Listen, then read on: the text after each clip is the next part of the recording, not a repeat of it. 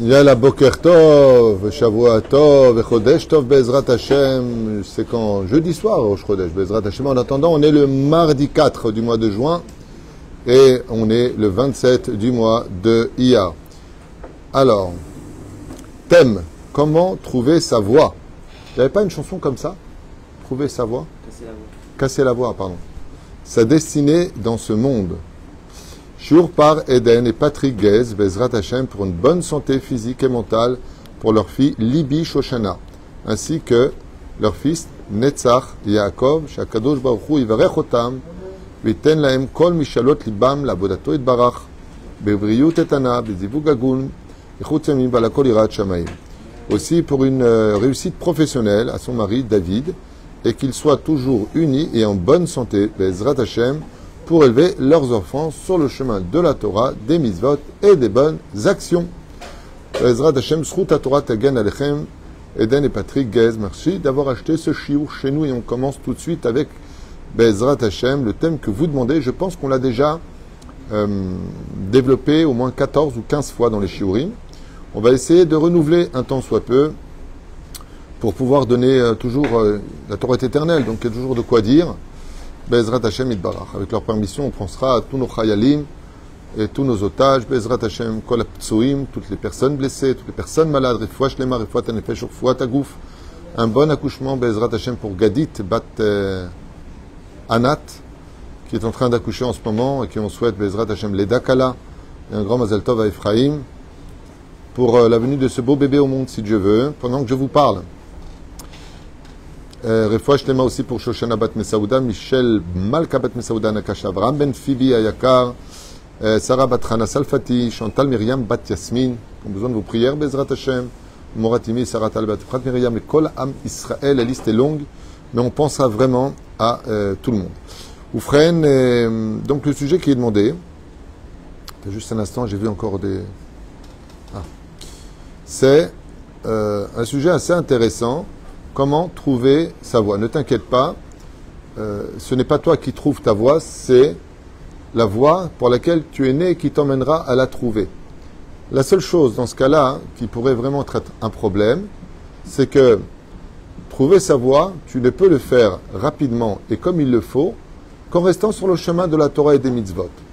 C'est pour ça que les Chachamim nous disent l'otiste mina derech, ne sors pas du chemin de la Torah, car la Torah est quelque chose qui t'emmène à ta destinée, c'est-à-dire à pouvoir développer sur un domaine qui est très intéressant et que je voudrais, avec votre permission, relier à la paracha de la semaine. Dans cette paracha de Bamidbar, on est en plein désert, les enfants d'Israël tournent. On est dans une situation où on doit aller en Israël, donc on a un point de rencontre, on a un but, quand on prend la route, c'est pour aller quelque part, on a Israël. Et on voit que la faute du veau d'or va déjà déstabiliser la destinée d'Israël pour les coincer un temps soit peu dans le désert, fâchés avec Hachem. Voilà que par la suite vient la faute des Meraglim. Ils disent du mal d'Hachem et de sa terre. Et étant donné qu'ils vont sortir du chemin de la Torah et ne pas apprendre du Lashon Hara qu'a fait Myriam dans la fin de la paracha de Be'alotecha, eh bien, ils vont tout simplement retarder leur point de rencontre de 40 ans. 40 ans plus tard, ils rentreront dans la terre d'Israël. Parce qu'entre le moment de la sortie d'Égypte et l'entrée en Eretz Israël, vont se perdre dans le temps 40 ans. Jusqu'à ce que meure cette génération sortie du pays d'Égypte, où 2 survivants rentreront, Yoshua bin Nun et Caleb ben Yefouné, et cette nouvelle génération née dans le désert, eh bien, va rentrer en Israël. Et ces commentaires sont très intéressants, voire pertinents. C'est que la Torah vient nous apprendre que chaque fois que tu fais quelque chose qui n'est pas conforme à la Torah, ça tue ta destinée, il faut la renaître de nouveau. De nouveaux paramètres se mettent en place dans le monde, dans les mondes parallèles, dans les mondes supérieurs, pour t'amener vers une nouvelle destinée. Et ce qui est horrible, c'est que nous, par contre, dans le désert, eh bien, on va traverser 42 stations qui sont très importantes.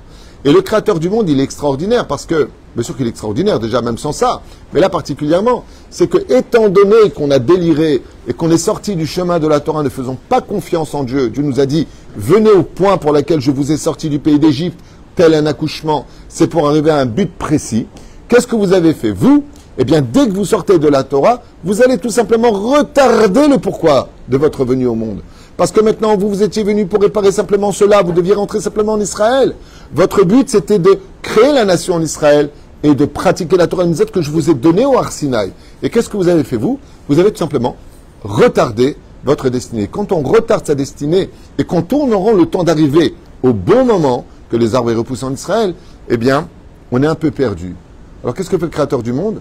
Il nous a déplacés dans cette station, puis cette station, puis cette station. Et qu'est-ce qu'on a fait là-bas? On a sanctifié des points où se trouvaient des clipotes, où se trouvaient des nitsotsot exactement, qu'on a dû sanctifier. Alors, puisque tu veux rester, les mâts d'avardomé, c'est comme une personne, donc l'image est un petit peu moderne, c'est comme une personne avec qui j'avais prévu de partager un programme très important à côté de moi au bureau, et puis je vois qu'il m'a mal parlé. Alors regarde, puisque tu es dans la cuisine, reste là-bas, fais-moi un café. Agnène, bon bah tu voulais que je reste là-bas pour faire un café? Non. Le café, j'en ai déjà ici, mais il a refroidi. Donc puisque tu es là-bas et que tu viens de me parler, dit le patron, alors fais-moi un café. Oui, je vais avoir besoin de toi pour me faire un café parce que dans l'absolu, j'avais besoin. Mais si tu étais rentré en Israël, j'aurais fait le travail par quelqu'un d'autre. Akadosh Baruch Hu n'est pas limité dans ses pouvoirs ni dans ses possibilités. Ce qui fait que si je veux trouver ma destinée, d'abord soit Shomer Nida, Shomer Shabbat, Shomer. Pourquoi? Parce que chaque fois que tu fais une avera, tu vas mettre des écrans. Et les écrans vont t'aveugler de comment obtenir cette destinée. Le deuxième point important dans la paracha de Bamidbar, c'est les dégalim. Nous avons un peuple qui doit être uni, un peuple qui doit être scindé, un peuple qui veut dire un peuple qui est belev echad, un homme, un cœur. Ok, alors très bien, pourquoi dans ce cas-là, il y a 12 présidents? Vous savez que la plus grande malédiction qui puisse arriver dans la vie d'une personne, c'est d'avoir 2 têtes sur un corps, 3 têtes sur un corps, 4 têtes sur un corps, parce que le corps, il ne sait pas à qui obéir. Il ne sait pas avec qui aller. Quand il y a 2 hommes à la maison, bah, l'enfant, il ne sait plus qui écouter. Il faut qu'il y ait une autorité, et il faut qu'il y ait le copilote. C'est-à-dire que vis-à-vis de l'homme et de la femme, ils sont ensemble, il n'y a pas un plus que l'autre. Mais au niveau de l'autorité parentale, comme le dit la Torah, quand le père dit quelque chose, la mère ne va pas contredire. Et si la mère dit quelque chose, il n'est pas bon que le père vienne contredire. Parce que l'autorité parentale signifie un soutien. Mais pourtant, il y a 2 têtes. Et c'est exactement ce que vient nous dire la Torah. Chaque tribu avait son drapeau et son président. C'est incroyable. Donc on n'était pas un peuple, on était 12 tribus. Non. On peut tout à fait être unis avec chacun son rôle à jouer et son étendard à présenter. C'est-à-dire que chaque drapeau vient représenter le pourquoi de sa mission. Zvouloun, question pour un champion. Il est venu faire quoi sur terre? Il est venu sanctifier la matière, retirer les tznitzot de Gdusha à travers le travail. Et avec son labeur, il est venu soutenir un autre rôle à jouer. Celui qui étudie la Torah, c'est qui dans les tribus qu'on appelle l'avraire, celui qui est toute la journée dans les... C'est Issachar. Donc Issachar, c'est quoi son travail à lui? Sanctifier la spiritualité à travers l'étude de la Torah. Zevulun, de sanctifier la matière. Zvulun donne de ses moyens à Issachar, et Issachar donne de son mérite à Zevulun. Ce sont, alors c'est pas compliqué, Dan est là pour juger, Dan Yadin Amo. Dan, c'est chanson dans Shoftim, verset 13. Les Danites sont des juges et des protecteurs. Asher, c'était celui qui vérifiait tout le côté du Golan. C'était l'armée du Golan. Et ainsi de suite. Yehuda, c'est la tribu de la royauté. Oufren, comment dire, Lévi. Alors lui, on dirait, qu'est-ce qui s'est passé pour lui, parachat de la semaine? Il n'a pas d'héritage, il appartient à Dieu. Oh, c'est pas un bâtard le pauvre. Pourquoi il n'a pas d'héritage? Pourquoi on le met de côté, lui? Parce que son rôle, c'est ne pas avoir d'héritage. Il est là pour éduquer le peuple d'Israël. Il est là pour, étudier la Torah. Et quand il y a les villes de refuge, là où il vivait, quand il recevait ces gens qui avaient tué par inadvertance, il les réinsérait à une vie morale et droite selon le chemin de la Torah. Leur rôle, c'est des profs. Les Lévim sont des musiciens en Beth Amikdash et on ne leur demande pas de faire autre chose. Ce qui fait que chacun a son rôle, tout comme mes membres ont chacun un rôle différent. Ma main droite est plus forte que ma main gauche. Ah ben ça, c'est pas juste. Si, elle est plus précise. Ah ben non, c'est pas juste. Mais par contre, je ne peux pas mettre mes tefilines sur ma main droite. Je les mets sur ma main gauche. Parce que le rôle de la main gauche est différent. Ma main gauche a été créée pour mettre les tefilines et créer une harmonie au niveau du travail ou de ce que j'ai à vivre en tant qu'humain. Mais ma main droite n'a pas le même rôle que ma main gauche, tout comme mon pied droit est toujours plus fort que le pied gauche, et ainsi de suite. Ce qui fait que, même si tout n'est pas dans l'absolu symétrique dans la vie, tout le monde a un rôle. Regardez mes doigts, Il n'y en a pas un qui a la même hauteur que l'autre, et c'est ce qui fait l'équilibre. Mais par contre, quand je veux faire la paix et que je plie mes doigts pour serrer la main de l'autre, vous verrez que tous les doigts sont exactement à la même hauteur.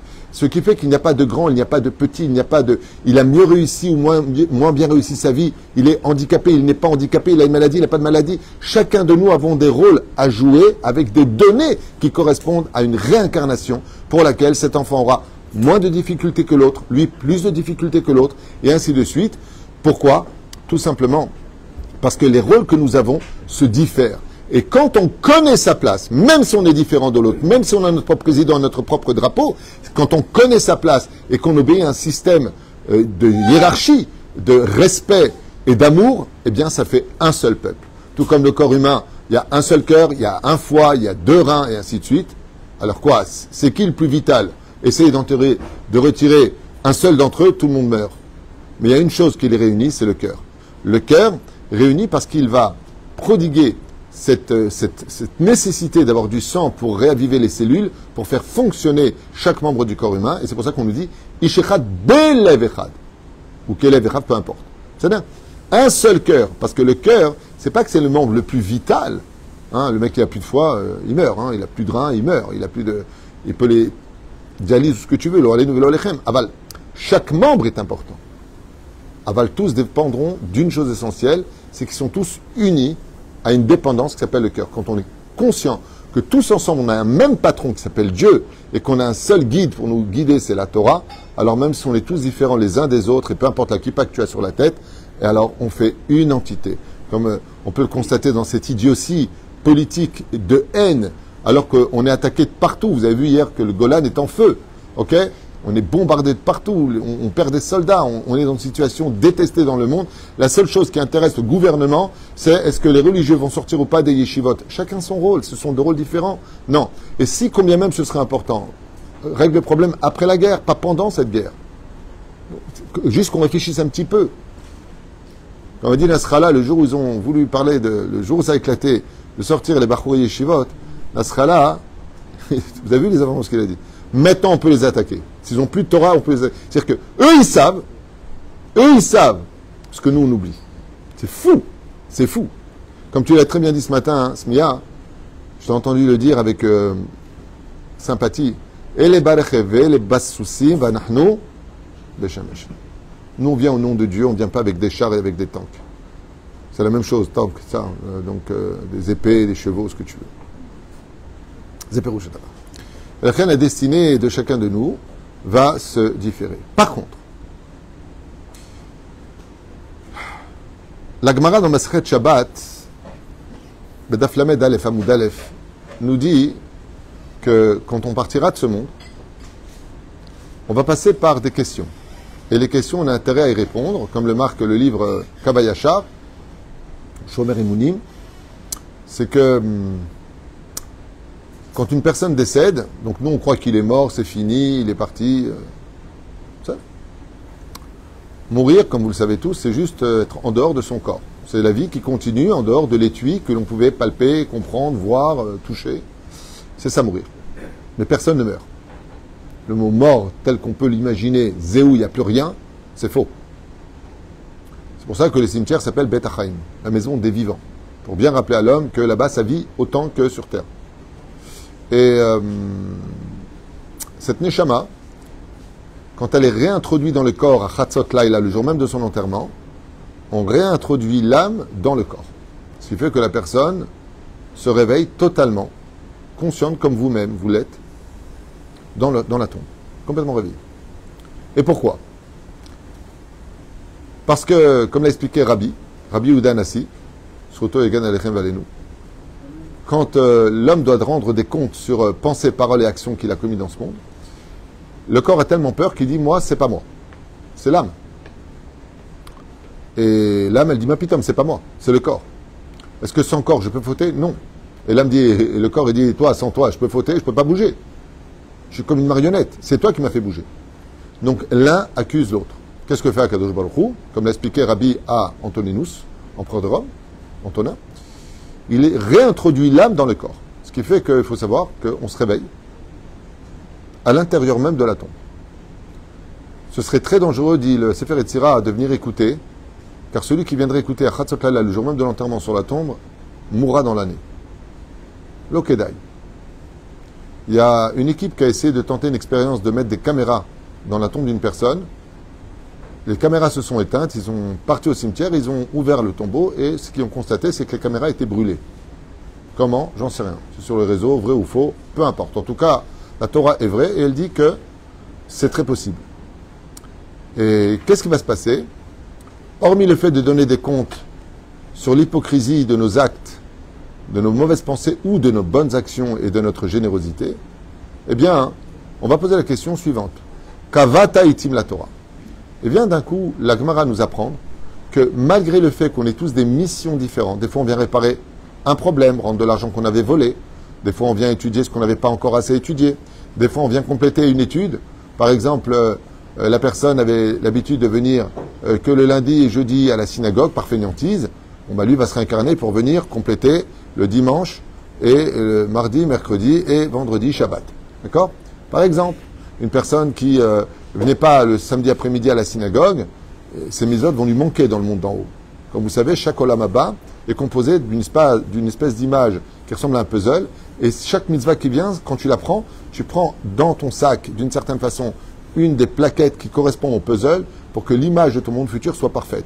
Donc si tu viens pas à la synagogue le samedi après-midi pour lequel Ezra a imposé de sortir de Sefer Torah pour être certain que tout le monde revienne, bien sûr tu ne viens pas à la synagogue prétextant que ça te saoule ou que tu n'as pas envie ou que je sais pas quoi, tu n'aimes pas de revenir compléter ça. Ce qui fait qu'à l'échelle individuelle, tout comme nous avons des empreintes digitales uniques, nous avons tous des rôles différents, uniques, chacun pour nous. Des fois on ne se rend même pas compte de qui, que, quoi, dont ou lequel, même si le Harizal nous dit que si tu veux savoir dans l'absolu quel est le but réel de ta vie, là où tu auras une mitzvah qui sera le plus dur, sache que c'est là-bas que se trouve en réalité le trésor de ta venue au monde. C'est là où tu vas dire, ah, ça je peux pas, ça c'est trop dur pour moi. Le Harizal, il te dit, c'est là-bas. Pourquoi? Parce que le Yetzirah t'a mis une muraille d'acier pour pas que tu y ailles. Pourquoi? Parce que si tu y vas, tu as réussi ta mission, tu retournes dans la complétude à 120 ans de ton monde futur. Alors, ce qui fait que il y a quelque chose quand même d'assez flagrant dans la Gemara, qu'on peut retrouver dans Shabbat Lamed Alev, dans Masechet Sanhedrin Bedav Zayin. Ces questions qu'on va poser, et ces questions-là sont universelles, ce qui fait que chaque juif, qu'il soit tunisien, marocain, algérien, ashkénaz, tout ce que tu veux, Kol Yehudi, les 7 lois noachides sont posées aux non-juifs qui devront répondre de leurs faits sur les 7 lois de Noé qui les concernent, et nous les juifs, eh bien, nous avons des questions. Et la première question, c'est je t'ai donné le temps d'une vie, ok? Donne-moi tes heures d'études. Donne-moi tes heures d'études. Et cette question-là n'est pas posée à la tribu d'Issachar. Elle n'est pas posée à celui qui est traditionnaliste, orthodoxe, Breslev, Lubavitch ou laïque. Chaque juif devra répondre de cela. Voici le nombre de secondes que je t'ai donné à vivre de toute ta vie. Chaque seconde qui est passée, qu'est-ce que tu en as fait? Le Zohar nous dit que même la salive qu'on a avalée, on rendra des comptes sur cette salive. Pourquoi on l'a avalée?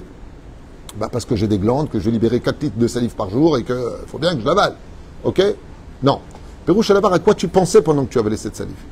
Puisque c'est cette même salive qui provoquera plus tard la résurrection des morts par les poustillons de ceux qui étudient la Torah. La reine, Chachamim nous disent, fais attention, même si on a tous des prédestinés ou des destinées différentes les unes des autres, il y a ce qu'on appelle, vous connaissez les nationales, les routes, et puis l'autoroute. Là, on est sur l'autoroute. L'autoroute est, petit 1, est-ce que tu as fixé un temps d'étude? Si maintenant la personne est chotée, c'est-à-dire qu'elle a un problème psychologique, une maladie, une pathologie, alors à partir du moment où c'est un problème moteur ou psychologique, la personne deviendrait quitte de certaines mitzvot. Donc lui, on ne va pas lui poser la question. Pourquoi? Parce que même lui, l'autoroute ne la concerne pas. Comme Isha, une femme, elle n'est pas obligée de fixer un temps d'étude. Nous, oui. Donc la question générale, c'est que si tu veux savoir déjà quel est le point qui nous concerne tous et sur lequel je ne peux pas me permettre de tourner le dos, c'est fixer un temps d'étude. Je dis souvent d'ailleurs, si je peux me permettre un mot important, mon cher ami, vraiment, c'est qu'on est très souvent inquiet pour la parnassa, pour des problèmes de santé et autres. La première inquiétude d'un homme, la première, moi je vous dis ça par amour, faites ce que vous voulez, mais la première inquiétude d'un homme dans ce monde, c'est de ne pas oublier qu'il rendra des comptes et qu'il a intérêt à étudier la Torah. Je lui dis ça par amour, faites ce que vous voulez de votre vie. Obligé d'étudier la Torah. Comme vous tous qui venez étudier à partir de 9h avec la Brechim, vous vous achetez une assurance vie. Celui qui n'étudie pas la Torah et qui meurt, ferait mieux de s'inquiéter. Parce que là, par contre, première question, pas que tu es bloqué. Donne-moi tes heures d'études. Bon, j'en ai pas. Bon, bien sûr, le Talmud dans Maseret Brachot va nous dire Bedi Avad, vraiment, route secours de la route secours. Le schéma du matin, le schéma du soir, ça peut être considéré comme de l'étude. Bon, voilà, au moins un peu le matin, un peu le soir. Comme c'est marqué dans le Shua Binoun, Perek Aleph, verset 8, duquel est marqué là-bas, là, tu étudieras la Torah le jour et la nuit, Bechor Bechov, Kumecha, quand tu te couches, quand tu te lèves. Donc, effectivement, on pourrait éventuellement, grâce au Kirat Shema, sortir, mais c'est honteux. Dieu t'a donné une vie entière et c'est tout ce que tu en as fait. Deuxième chose, Ken. Issachar, il a un bon rôle. Issachar, il a un rôle excellent, mais son rôle ne peut être valable que s'il étudie au nom du peuple d'Israël. Issachar, c'est Yesh Sachar. Il apporte un salaire à l'ensemble du peuple d'Israël. Tout comme un seul tzaddik peut protéger une ville entière, une chavruta, dans Maseret Megillah, comme tu le sais très bien, une ville ne devient une ville que quand il y a deux personnes qui étudient. Ce qui est le cas du Maboul. De Sodome et Gomorre. Quand Dieu voit les 5 villes, donc Sodome et Gomorre, Adma, Tivon, et encore un, je ne me rappelle plus du nom, les 5 villes, Bassof, ça finit avec combien de tzadikim dans les villes? 10. 10 divisé par 5, 2. Ça veut dire que s'il y a une chavruta dans une ville, ça suffit pour sauver toute la ville. C'est un commentaire de Rabbi Yehuda Tzadka. Yamerlo Lesrout. Donc, une chavruta par ville peut sauver une ville entière. Vous avez Rouché d'Avar. Ça me rappelle ce qui s'est passé le 7 octobre. 7 octobre. Il rentre à Ofakim. À l'entrée d'Ofakim, il y a une énorme yeshiva avec des centaines d'élèves. Le Shamaïm, le créateur du monde, a fait un S hors du commun. Au moment, et ça a été filmé par les caméras extérieures, les terroristes arrivent, ils sont dans la Hamida. Et tu les vois, c'est filmé. Hein. Tu vois le chef des terroristes qui fait comme ça, arrêté, et ils écoutent derrière la porte. Il n'y a pas un bruit. Ils étaient tous dans la Hamida. Il suffisait qu'une personne fasse tomber une règle, bouge une chaise, quoi que ce soit, et vous imaginez le carnage qu'aurait pu avoir lieu. La Torah nous protège. Vous avez vu cette vidéo que je vous ai envoyée hier? Cette vidéo extraordinaire. Vous l'avez pas vue? J'ai mis sur... non? C'est un père de Bnei Brak qui raconte comment sa fille, qui a quitté le chemin de la Torah et des mitzvot, et s'est laissé embarquer à enfreindre Shabbat, enfreindre la cache-route, elle ne fait plus rien. Mais elle a dit à son père, il y a une chose que je garderai, c'est la pudeur. Elle était complètement pudique. Et c'est le père qui raconte dans la vidéo, tu peux regarder, elle est sur... Tu l'as vu cette vidéo? C'est le père qui raconte comment sa fille est sortie de Nova, et quand à 6h30 ça a commencé et qu'il y a eu ce qu'il y a eu, elle était dans la tente, elle est tombée sur un terroriste. Elle avait tellement peur qu'elle était la tête face à la terre, elle racontait, et le terroriste, il l'a vu habillé Tzniout, il lui a dit, mais qu'est-ce qu'une Bat Israël, qu'est-ce que tu fais là? Qu'est-ce que tu fais là?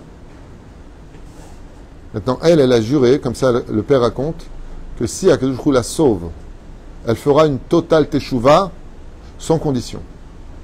Et ce terroriste, comme ça, lui demande de se lever, et lui dit, mais ils vont me tuer, et lui dit, ne t'inquiète pas, viens avec moi, lui fait traverser les atrocités qu'elle voit de ses propres yeux, tête coupée, femme violée, la totale.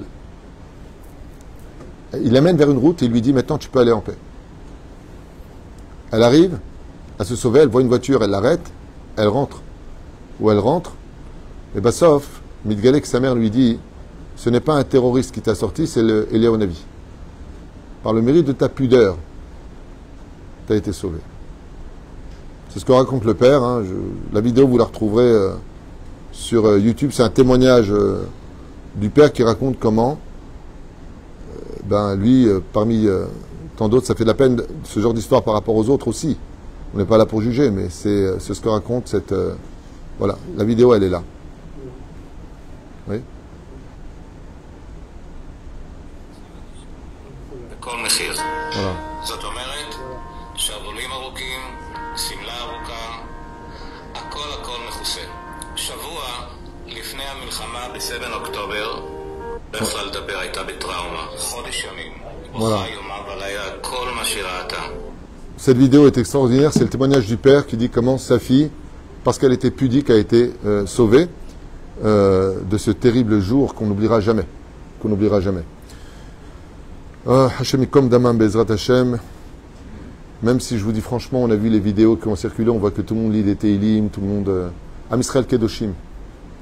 Des fois on tombe, Aval Am Israël Kedoshim. Ça fait beaucoup de peine tout ça. Surtout qu'on est gentil, quoi. On est un peuple gentil, Bémet. Aval, retournons à notre étude. Première question, Kavata Itim la Torah. Et ça, par contre, c'est une question universelle qui te concerne, qui te concerne, qui me concerne, qui te concerne, qui te concerne et qui nous concerne tous. Deuxième question, est-ce que tu as été droit dans tes affaires?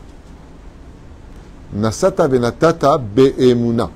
Est-ce que tu as arnaqué? Est-ce que tu as menti? Est-ce que tu t'es fait passer pour une autre personne? Est-ce que En d'autres termes, as-tu été un homme droit? Et cette question-là n'est pas posée à lui plus qu'à l'autre. Chacun de nous devrons répondre de chaque pièce d'argent qui est entrée dans nos poches. Est-ce que ça vient du vol, de l'honnêteté? Est-ce que tu as eu confiance en moi, dit Dieu? Si tu vas voler, c'est que tu n'as pas confiance en moi. Parce que ce que tu dois prendre, tu le prends à Rosh Hashanah. Troisième chose, ok, Tzipita le Yeshua. Est-ce que tu as attendu tous les jours, vous savez qu'on a une mitzvah, tous les jours d'attendre le Mashiach. Cette mitzvah-là est très spéciale. Parce que si vraiment, comme le Chafetz Chaim qui se promenait toujours avec un sac sur l'épaule, on lui a posé la question, qu'est-ce qu'il y a dans ce sac? Il a dit, mon costume pour la Géoula. Il a dit, vous l'emmenez partout avec vous? Il a dit, je l'attends tous les jours. C'est quand même flagrant de... J'avais raconté l'histoire de ce père dont le fils se mariait à New York. Et le fils a envoyé un billet d'avion à son père. Il lui dit, je peux pas. Il dit, pourquoi? Il lui a dit, j'ai peur d'être dans l'avion qui est à la Géoula. C'est pas quelqu'un qui attend la Géoula, c'est quelqu'un qui vit la Géoula. Je vais être à 11 000 km et si ma chère qui se dévoile aujourd'hui et moi je suis pas en Israël, c'est fou. On n'a pas ce niveau, hein, bien sûr. Mais c'est un niveau pour lequel chaque personne se devra d'attendre la Géoula. Ensuite, Pilpal Tabatora.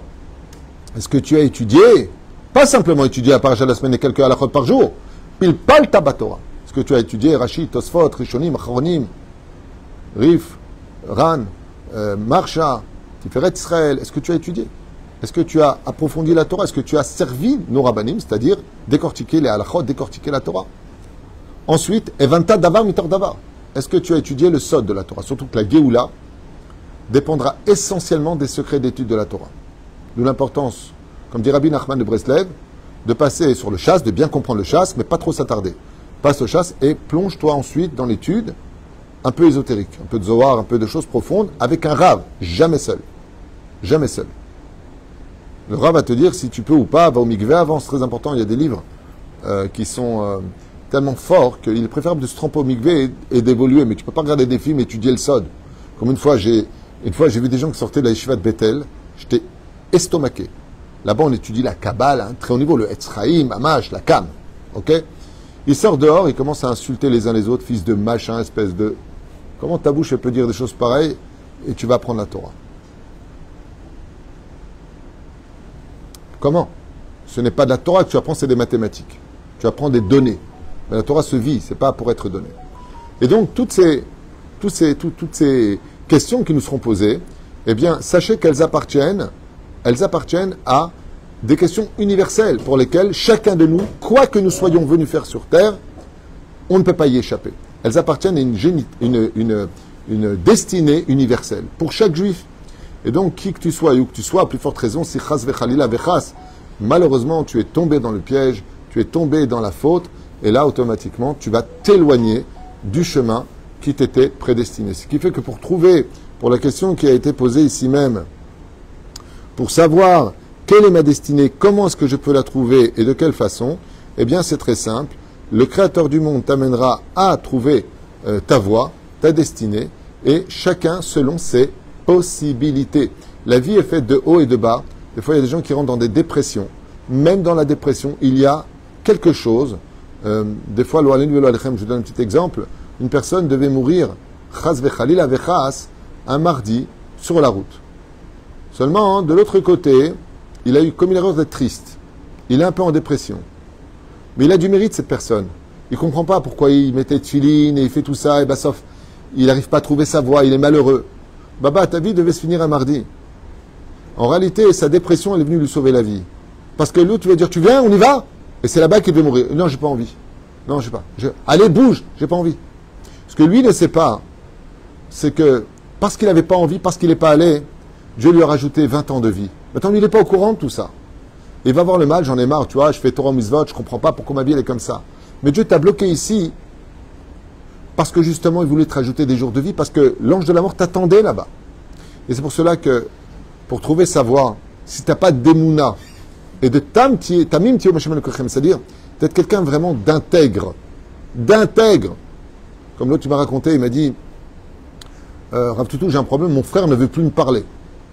Je lui ai dit, c'est ta décision, est-ce que tu as essayé de faire la paix? Il m'a dit, ouais, non, mais il ne veut pas me parler. Il m'a dit, toi, je ne veux plus te parler. Je lui ai dit, apparemment, c'est que ta destinée doit continuer sans lui. Pour mieux vous retrouver un jour. Tu ne vas pas faire le monde de son cœur. Tu lui as proposé la paix, tu as proposé, il ne veut pas. Goodbye. Les familles, des fois, on perd des choses, pas parce qu'on les a perdues, parce que c'était plus pour nous. C'était pour nous, c'est plus pour nous. Mais ça, je ne peux le trouver qu'à travers une lumière. Et cette lumière s'appelle, c'est bien, on a deux yeux, la foi, la émouna et la pashtout de l'esprit. Le problème qu'on a, nous, c'est qu'on est toujours en train de remettre notre destinée en question parce que les choses ne se passent pas comme nous, on les veut. Mais ce que tu veux, c'est bien, mais il y a plus important que toi. Il y a, dans ce microcosme dans lequel tu vis, une destinée qui va atteindre d'autres horizons pour permettre à d'autres personnes que tu ne connais pas, qui, grâce à toi, vont pouvoir aussi trouver leur propre destinée. Comme une fois, bon, je rigolais comme ça. Je m'étais marié, j'ai des amis comme ça. La femme a dit, non, moi je fais mes études, j'ai pas envie de tomber enceinte. Et c'était de bons amis. Alors je lui ai dit, attends, t'es gentil, mais tu falsifies la destinée de mon fils. Parce que je voulais qu'il se marie avec ta fille, si tu tombes enceinte. On était très proches à l'époque, okay, en plaisantant. Et elle m'a dit, ah, c'est intéressant ça. Alors, si je suis une fille et qu'elle épouse ton fils, c'est sympathique. Mais ce que je veux dire que c'est exactement ce qui se passe. Chaque enfant qui vient au monde vient pour la destinée de l'autre. Quand tu es patron, tu viens pour la destinée d'employer des ouvriers. Quand tu es ouvrier, tu permets à ton patron de vivre sa destinée pour avoir plus de moyens, plus d'argent ou plus de réussite. On est tous emboîtés les uns dans les autres, mais ce qui est sûr et certain, c'est que on a des destinées qui sont différentes les unes des autres, mais la destinée que nous avons, on ne peut la trouver que si je suis capable de dire une phrase qui est tellement connue, Masechet Ta'anit, Kafalef, Amoudalef, Gamzo Letova. Gamzo Letova. Tu as réussi le contrat, Gamzo Letova. Le contrat te passe sous le nez, Gamzo Letova. C'est que c'est pas pour toi. Tu sais pas dans quelle situation ça aurait pu t'emmener, comme cette histoire, le Alenu Velo Alechem, qui est venu à mon bureau. Comme quoi, regardez la vie. Le mari n'a pas de travail. Il cherche du travail, la femme le pousse à trouver du travail. Ce qui est tout à fait légitime. Enfin, pas trop, pas de nous rappeler toujours, ne travaille pas, il le sait. On ne parle pas d'un fainéant, on parle d'une personne qui veut travailler seulement, ne trouve pas. Il ne va pas faire une banque. Et, ouais, je comprends pas, on n'a pas de chance. Mais de barre qu'il a trouvé un travail dans un super bureau, et plutôt bien payé. Donc c'est une grande joie, ils vont au restaurant, comme ça il me raconte. Et puis, là-bas il y a une secrétaire. Et lui, il se prend un peu la tête avec sa femme. Une vie de couple, c'est pas une vie de maîtresse, c'est une vie de couple, avec les plus et les moins. La femme, elle scoltine le linge, la maison. Bon, elle va un peu d'aide de son mari, alors des fois, elle va pas être tout le temps délicate. Elle va oublier de lui dire qu'elle est contente d'être mariée avec lui, qu'elle l'aime, que c'est une personne qui est bien. Ou le contraire, l'homme vis-à-vis de la femme. Et ça peut arriver de l'autre côté. Mais un étranger, lui, j'espère que votre femme, elle est consciente du mérite qu'elle a de vous avoir épousé. Ah bah dis donc, elle me l'a jamais dit, mais toi tu me le dis. Et puis voilà que, au fur et à mesure des choses, malheureusement, ce garçon s'est amouraché de cette fille, la fille s'est amourachée de ce garçon, les deux étant mariés en plus. Les deux sont mariés. Ils ont divorcé les deux pour être ensemble. Est-ce que c'était leur destinée? Non. La Mishnah qu'on a lue, Avot, Altar Besicha Imaisha. Qui t'a dit de lui parler? Qui t'a dit qu'elle avait le droit de te complimenter, de te dire des mots? Qui t'a dit ça? D'où ça vient? Il faut faire très attention, car quand on a une prédestinée, que ce soit dans le domaine amoureux, le domaine financier, le domaine professionnel, tout ce que tu veux, si ça ne correspond pas aux lois juives, tu deviens hors la loi. Parce que le Yetzer Hara, lui aussi, veut t'emmener vers une autre destinée que celle de servir le Créateur du monde. Comme Dieu le dit, j'ai créé la vie, j'ai créé la mort, j'ai créé le bien, j'ai créé le mal, et tu choisiras la vie. Donc il y a un choix à faire, et donc comme je vous le disais, si vraiment on veut y arriver, Rabbi Nachman il dit, tu veux trouver ton destin, prie Hachem de t'emmener vers ta destinée. Que si c'est bien pour toi, tu prends, et tu dis à Dieu, et si ce que je t'ai demandé n'est pas bien pour moi, ne me le donne pas. Et donc, 2 yeux pour voir la destinée et l'avenir d'un homme. Dans un œil, la foi, dans l'autre, la simplicité de l'esprit, cesse de remettre constamment Dieu en question.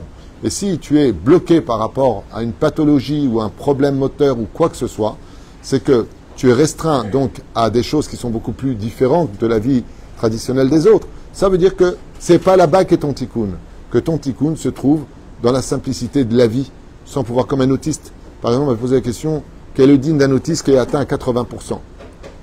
Spirituel, 20%. Lui, il est venu simplement vivre sur Terre, parce que rien qu'en respirant sur Terre, en répondant ne serait-ce qu'amen à une seule bracha, on est héritier du monde futur.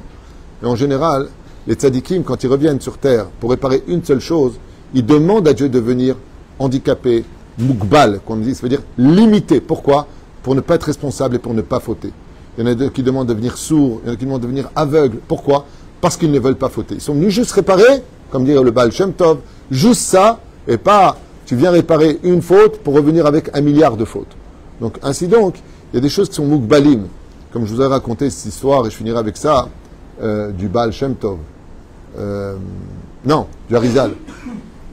De cet homme qui dormait, il venait à la synagogue, il priait jusqu'à un moment de la prière, après tout le temps, il dormait tous les jours, c'est pour tu voir le Harizal. Est-ce qu'on peut faire une prière pour lui, pour qu'il reste réveillé? Il dit, il n'est pas venu pour ça. Il est venu pour prier ce qui manquait à sa prière dans le Gilgoul précédent. Il est venu l'Ashlim. Vous n'avez pas bouché là-bas. Les familles, ça ne veut pas dire que dès que je dors, ça veut dire que non, il faut être le Harizal pour le dire. Mais qu'on comprenne qu'en réalité, des fois, la vie s'arrête à une station précise, on va un petit peu stagner, parce que là-bas, il y a quelque chose à réparer. Baruch Adonai Leolam, Amen, Ve Amen.